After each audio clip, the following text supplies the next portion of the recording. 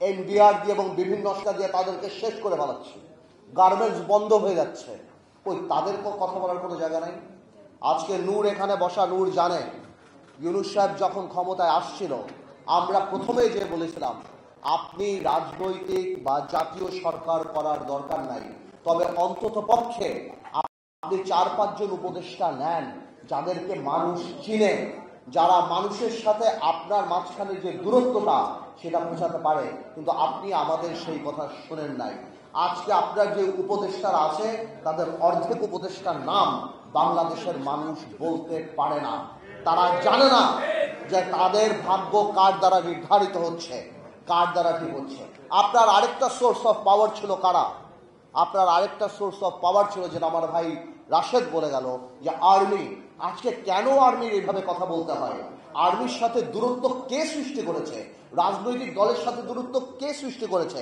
আজকে অনেকে আমাকে জিজ্ঞেস করে, পার্থ ভাই আপনারা ডিসেম্বরে নির্বাচন চান না? ডিসেম্বরের কথা তো আমরা বলি নাই, আপনি বলেছেন ইউনূস সাহেব জাতির সামনে ডিসেম্বরের কথা। আমরা বলেছি আপনারা সেই ওয়াদা আপনি রাখেন। আমাদের মুখ থেকে ডিসেম্বরের কথা আসে নাই। আজকে করিডোরের কথা শুনে কনফিউশন কে ক্রিয়েট করেছে? আমরা তো কনফিউশন ক্রিয়েট করি নাই। এই করিডোরের ইস্যু ইউনূস সাহেব আপনি নিয়ে আসছেন। আজকে কষ্ট লাগে, আজকে কষ্ট লাগে। আপনার প্রেস সচিব বলে নির্বাচন কবে? জানুয়ারিতে হতে পারে, ফেব্রুয়ারিতে হতে পারে, মার্চে হতে পারে, এপ্রিলে হতে পারে। এটা কোনো ধরনের কথা? আপনি জাতিকে কি একটা লটারির মধ্যে ফেলে দিবেন? যে আজকে আপনার আপনি বলছেন আপনি সংস্কার করবেন। কিসের সংস্কার? এনসিপি কে ক্ষমতায় আনার সংস্কার? এনসিপি কে ভালো করার সংস্কার? দেখুন, এনসিপির প্রতি আমাদের দুর্বলতা আছে। এই যে বৈষম্য বিরোধী ছাত্র আন্দোলন, এদের প্রতি আমাদের দুর্বলতা আছে। বিশ্বমানের থার্মিক্স রড, সালাম স্টিল থার্মিক্স, দেশের একমাত্র থার্মিক্স রড। আজকে কি বিএনপি বাংলাদেশে 1400 লোক হত্যা করেছে? বিএনপি কি লক্ষ কোটি টাকা পাচার করেছে? বিএনপি কি 3টা জাতীয় সংসদ নির্বাচন, দিনের নির্বাচন রাতে করেছে? মাথায় রাখতে হবে, আওয়ামী লীগ কোন রাজনৈতিক দল না। Awami League is a criminal enterprise. BNP আর আমরা রাজনৈতিক দল।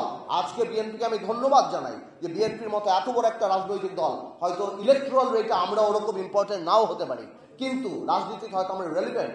আজকে বিএনপি 31 দফা করার সময় আমাদের সাথে কথা বলেছে, আমাদের কাছ থেকে অনেক ধরনের অ্যাডভাইস দিয়েছে। এই পদক্ষেপকে আমরা স্বাগত জানাই, কিন্তু কষ্ট লাগে এনসিপি আপনাদের জন্য, কারণ আপনারা এর মধ্যে ইনক্লুডেড, অন্তর্ভুক্তি হতে পারেন নাই। আপনাদের দম্ভ, আপনাদের অহংকারের জন্য। মনে রাখবেন, সরকার চালানো আর সরকার নামানো এক জিনিস না। আজকে ইউনূস সাহেব, আপনাকে আরেকটা কথা বলি, আপনার অ্যাসেট কি? You are not a politician. আপনার অ্যাসেট ইন্টেগ্রিটি, আপনার ক্রেডিবিলিটি, আপনার অ্যাসেট। আজকে যখন আমরা দেখি আপনি কি আদমের লাইসেন্স নিচ্ছেন, আপনি ইউনিভার্সিটির লাইসেন্স নিচ্ছেন, আপনার অনেক কিছু মাফ হয়ে যাচ্ছে। আপনার ওখানে যে উপদেষ্টারা বসা, সেই উপদেষ্টারা রাত্রেবেলা এনসিপির সাথে বসে, সেখানে বসে কোন কফি হাউসে বসে সবকিছু ঠিক করছে। আপনার মন খারাপ, আপনি পদত্যাগ করতে চান, সেই জিনিস আমাদের জানতে হবে এনসিপির নেতা নাহিদের কাছ থেকে। এটা আমাদের জন্য লজ্জাকর ব্যাপার। আপনি আজকে যে পারমিশন গুলি নিয়েছেন, এই পারমিশন গুলি হয়তো কোনো একটা গণতান্ত্রিক সরকার আসলে আপনি নিতে পারতেন।